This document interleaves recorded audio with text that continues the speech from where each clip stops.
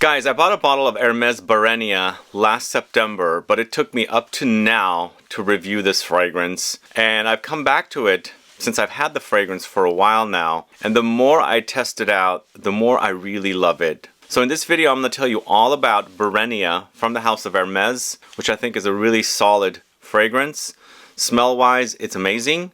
There's some negatives about it that I'm going to tell you. And also, compared to another Chypre that was launched for the ladies about 4 or 5 years ago. Find out all about HERMES Barenia coming right up.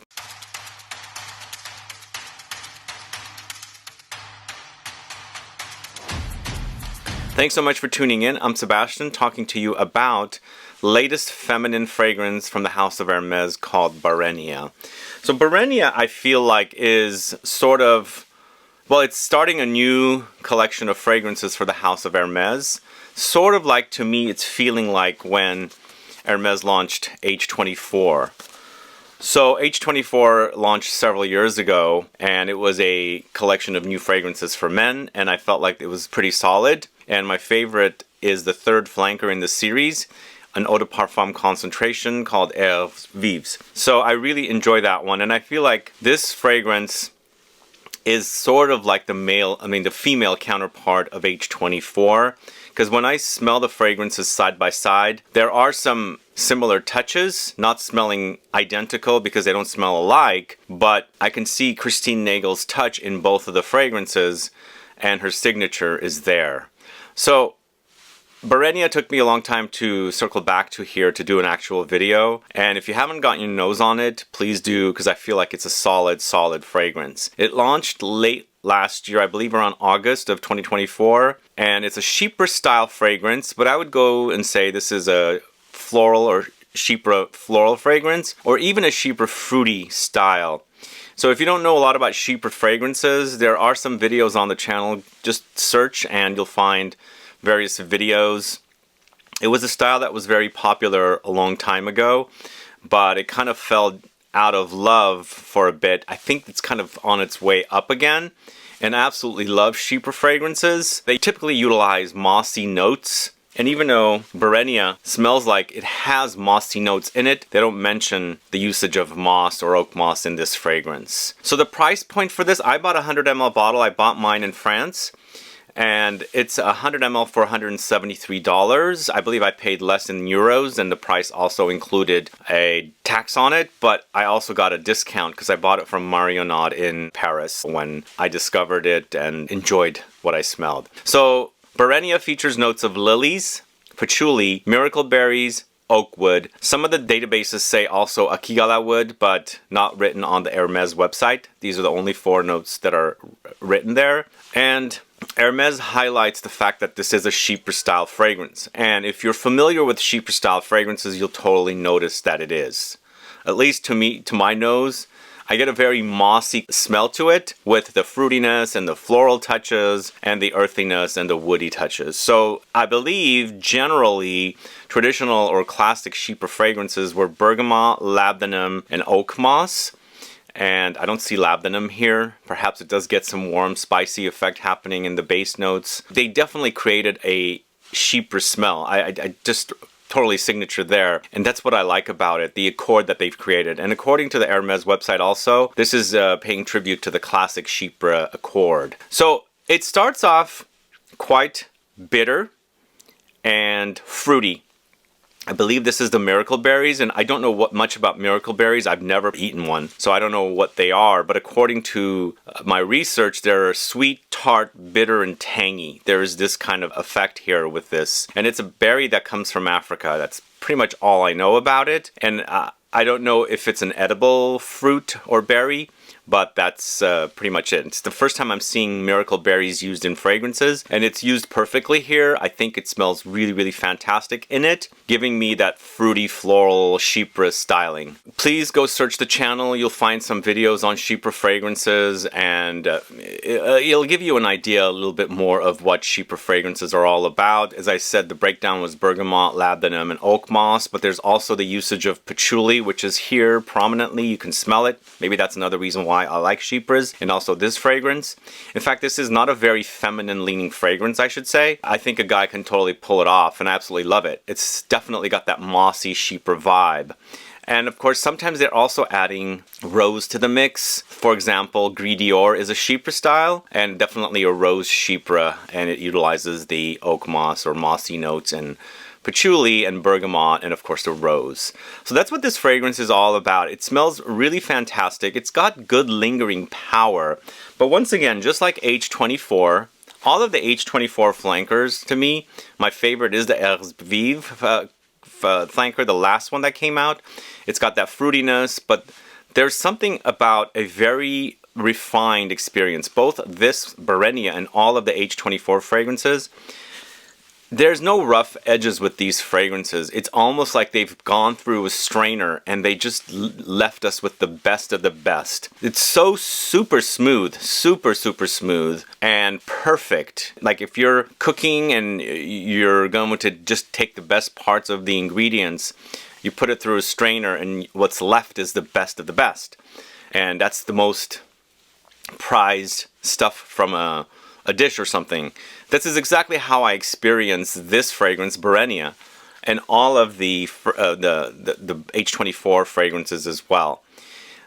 The only thing that really disappoints me about this fragrance, it doesn't act beefy. It is a designer after all, and that is a disappointing part about it. So it's not going to be a room filler. It's not going to have a lot of sillage or projection, but it is a patchouli focused fragrance. You've got that for it, and it has great lingering power. But in the end, it's not going to like project off of you feet away. It's not going to leave a big cloud. That's not what this fragrance is all about. It's a bit reserved.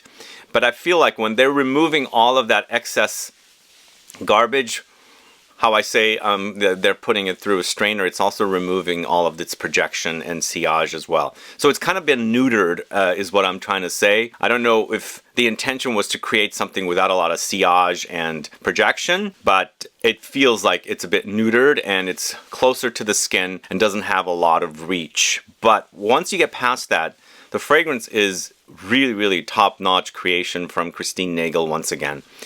So I'm going to go back to mentioning how I've received so many comments on videos saying how Christine Nagel is destroying Hermes, how she is a bad perfumer, blah, blah, blah. So many comments I've received. She replaced Jean-Claude Helena at Hermes. Now, I don't know what the reason was for that replacement. Maybe Jean-Claude Helena got tired and he wanted to move on and do his own personal things for brands he wanted to work with, because once you're in a perfume house, you're pretty much tied to creating fragrances for that house only. She's been here probably since late last year, and I've seen Christine Nagel's name come up in other fragrances before, but now she's strictly with Hermes, and I think she's doing a great job. I think there were a few fragrances at first that I didn't really care for, but really think the H24 collection is solid. And of course, Barenia is really solid. And even fragrances like Oud Alezan, which I reviewed some time ago. Let me show you. Really solid fragrance here, created by Christine Nagel. And smooth, very refined work, I think. She knows what she's doing. She's been around for a long time.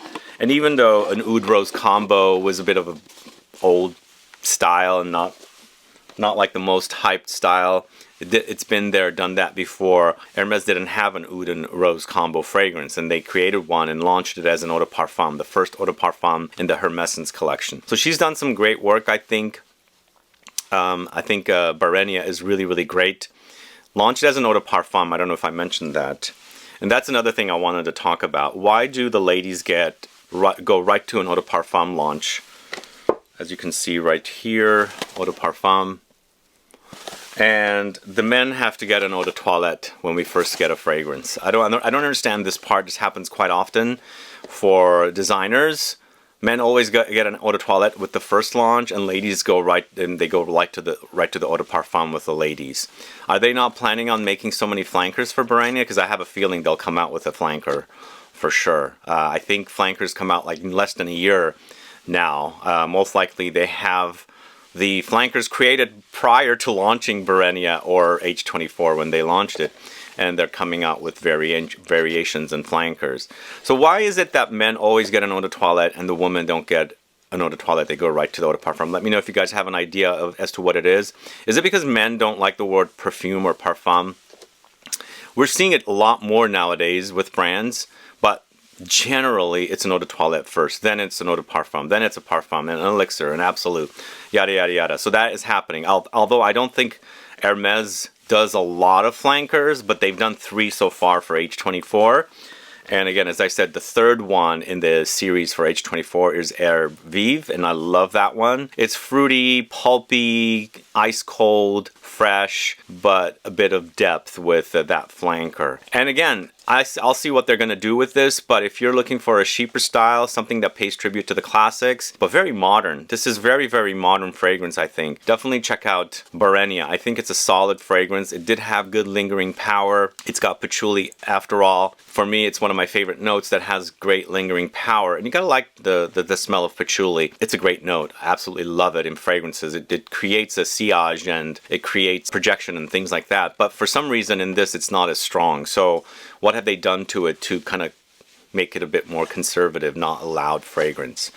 I don't know, but I highly recommend this for a woman, and I also recommend this for a man. It's not necessarily very feminine. There's lilies in the notes. It's nicely blended with the earthiness of the patchouli and the tart, tangy bitterness of the miracle berries. And then, of course, there's Oakwood here as well. They're not mentioning the labdanum, they're not mentioning mossy notes, and not mentioning bergamot, but I think there is a bit of a tartness, which I get a bit of a citrusy effect. So maybe they're creating a Chypre accord that they've added to the fragrance in addition to the lilies, patchouli, miracle berries, and oakwood. But either way, I highly recommend this as a great designer fragrance. It's already at the discounters I see, so you can get a great deal on it. I have it linked in the info box. And I'll say it again, I think Christine Nagel does some great work. When you smell this fragrance and also the H24 collection, it is so refined. You can smell the refinement, and I think that's the only negative for this. I think it's so refined, it feels like it's just been neutered and doesn't have that projection and sillage left, which I can see the designers do that kind of stuff because they want to appeal to everybody. But for me, that's the negative about the fragrance. But as smell goes, really, really great. Just one more thing I want to mention. The last Chypre fragrance I reviewed for a ladies targeted release was Cartier's La Panthère Parfum with the most gorgeous bottle. I love the way this bottle is cut, as you can see. So this one has notes of apricot, osmanthus, gardenia, musk, and a Chypre accord. So it's mentioned as a Chypre accord here. The Hermes website is not mentioning it, but most likely there is some kind of a Chypre accord in there as well. So I was smelling the La Panthère Parfum against the Barenia. They are so different even though you get a similar Chypre styling. But the La Panthère, even though it came out in 2020, I think it was 2020, has such a classical style in comparison to the Hermes. The Hermes seems so modern, even though it's paying tribute to the classics, whereas the Cartier is so very classic and vintage smelling.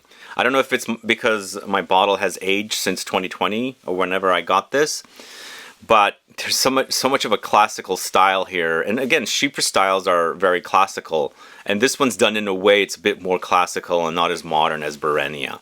But both of them are good. They're really different, but in it, when you're wearing it, you'll recognize that it is a Chypre because it's got that Chypre styling.